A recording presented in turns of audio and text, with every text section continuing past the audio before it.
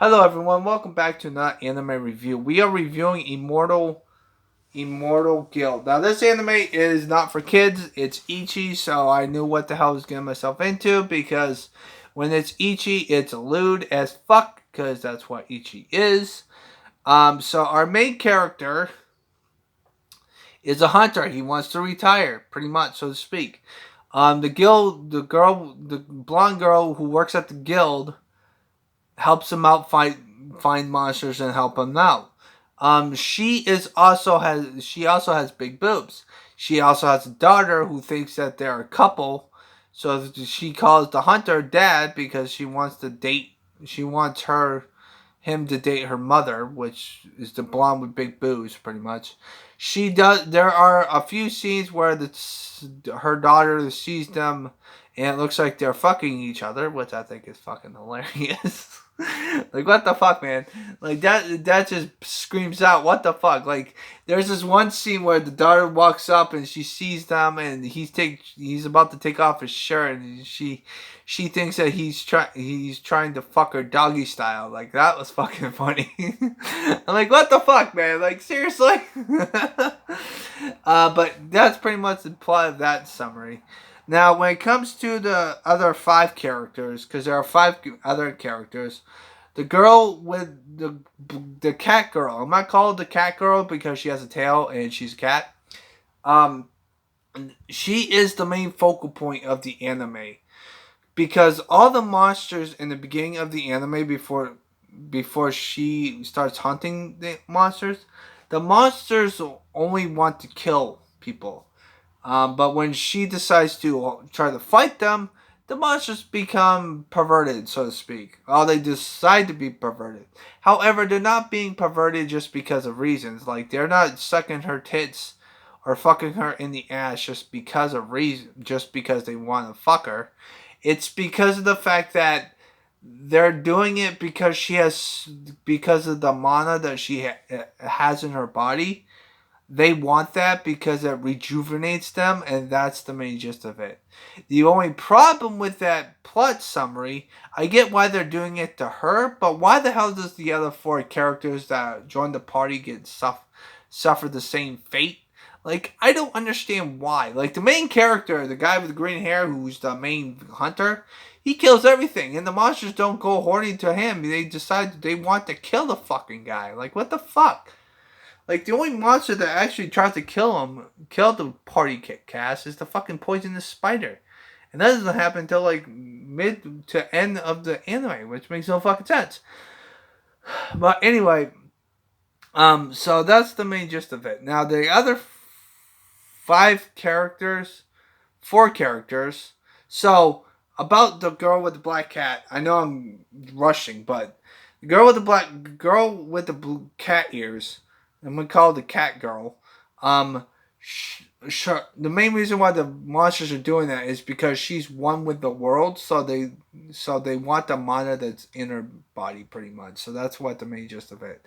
As for the four characters, they get suffered the consequences because of this thing. Even the girl with the blonde hair who works at the guild suffers the same fucking fate, which I think is fucking ridiculous. Because she decides to go hunting with them one day, and she suffers the same fate by a snake, and the snake is wrapped around her, and the snake's wrapping around. The snake wants to go with the blonde chick, strips her naked, and then starts doing some bondage stuff because she puts her arms. It's pretty fucked up.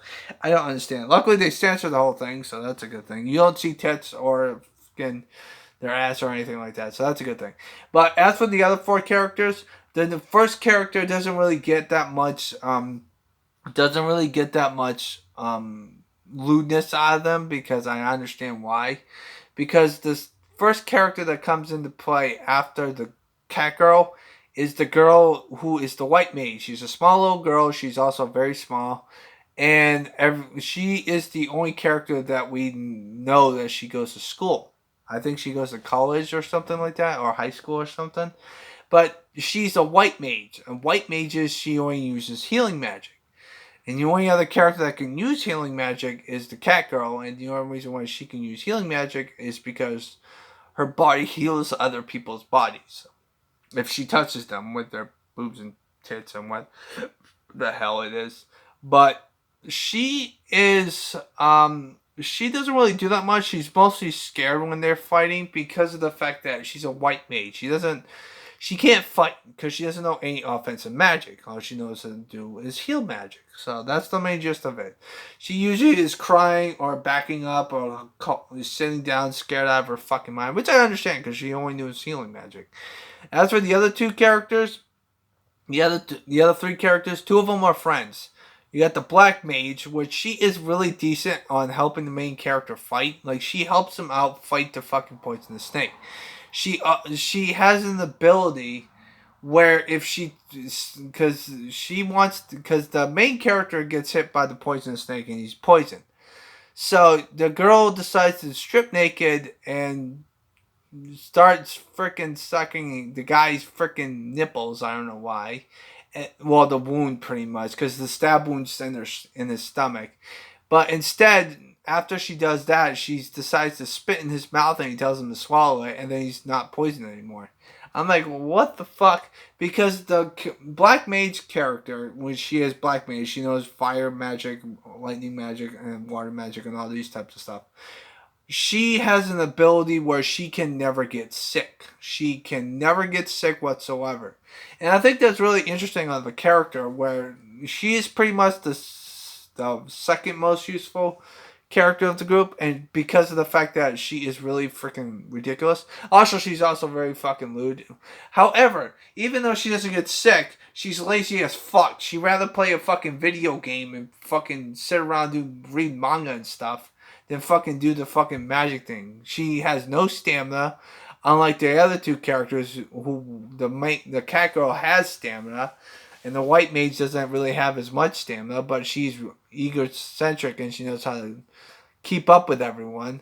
She, however, doesn't know how to keep up because she doesn't have a treadmill because she's a shun-in, pretty much. So that's the main gist of her. Now, our fourth character, she is a powerhouse. She has the biggest boobs out of all the characters.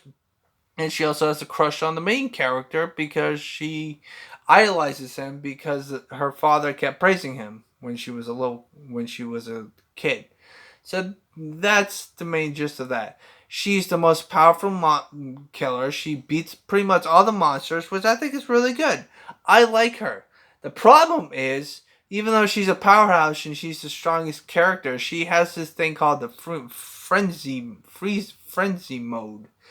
Like Frenzy and Flower Frenzy. It's a good thing she can kill any monster in the facility because she's a powerhouse. Problem is, she gets drunk as fuck. Because the plot of her frenzy is the fact that when she uses frenzy, her mana skyrockets and she gets drunk because of it. Because she has too much fucking mana and she doesn't know how to control it, which I think is pretty fucking funny. So yeah, that's pretty much about it. She also has the bigger boobs out of everyone. Her boobs are bigger than the fucking.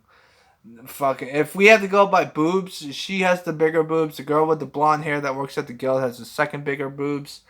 Probably a tie between. Well, no, the blonde girl who works at the guild has a daughter. Her boobs are probably third. I don't know fucking why. And the fourth character is the cat girl. Because mages don't have boobs. Although the black mage does have boobs a couple of times. The only reason why I'm noticing it is because of the fact that one of the fucking episodes, the main character decides to pretend to be a doctor because the doctor's not there. And there are 4 patients and he has to measure them. Problem is, he measures them by making sure that they're naked, and yeah, it's just plain fucking perverted. So yeah, those are the 5 characters. Now, our last character I'm going to talk about is a boy he is an elf. He's also the same character. He also uses the same main weapon as the main character, which the main character uses a bow. The bow, the elf dude knows how to use a bow. The only reason why he teams up with them is because his last party decided to try to defeat the poisonous spider, but they couldn't do it. When he did it, they decided to train. So he's stuck with them. There's a running joke in both episodes where the party doesn't know that he's a guy because they think that he's a girl, but it's because he's freaking girly, and that's the main gist of it. Um, there's just one problem. He comes in like episode 7 or 8, I believe. He comes in really late in the anime because there's only 12 episodes. They're also only sub. But the main thing about him is the fact that even though he's a guy, the monsters do the same shit to him. Like, what the fuck? I don't understand why the monsters want to be perverted jackasses. Like, these monsters are not like monster slime, monster girls, like stuff like that. No, these are real life monsters, like things that look like slime, things that look like a grizzly bear, like things that look like snakes. They're all freaking horny as shit. Like, what the fuck am I watching here? Like, what the fuck? But it is an Ichi anime, so that's why. Ichi anime, if you must know, is an anime genre that I try to stay away from. Sometimes I do enjoy it. Like High School DxD is probably my favorite Ichi anime. To be frankly honest with you, High School DxD. I've watched 3 seasons. I still got to watch the 4th season, but whatever. Anyway, get sidetracked here. So he comes in. He knows how to use a bowling arrow, and he's actually really good at what he does. But then he falls victim to what the other characters have to go through. So you got a cat girl who knows how to do recon. You have a powerhouse girl where she's a powerhouse, she gets drunk when she uses her power. Then you got a black mage who can't get sick, but is also very incompetent and lazy when it comes to its she doesn't have any stamina. Then you've also got white mage who is really only good at healing, and she's pretty much useless at this point because she can't. All she can do is heal. And our 5th main character, even though he knows how to use a bow and arrow and stuff like that, the problem is everyone thinks that he's a she, so I think that's pretty fucking funny. So yeah, and then our main character just wants to fucking retire, which that's the only reason why. But he can't retire because the 5 characters that he is trying to train doesn't know how to fucking kill a monster correctively. So when it comes to the episodes, soundtrack's non-existent, to be honest with you. But when it comes to its episodes, there are a few episodes where the plot goes into the next episode, but it doesn't really do that much. Like the poisonous spider monster is like the only thing that catches my eye that has multiple episodes, but that's beside the point. So that is the main gist of the anime. But what I think about it, well, there is one reference to Dragon Ball Z, like I have to say before I give out my final ranking.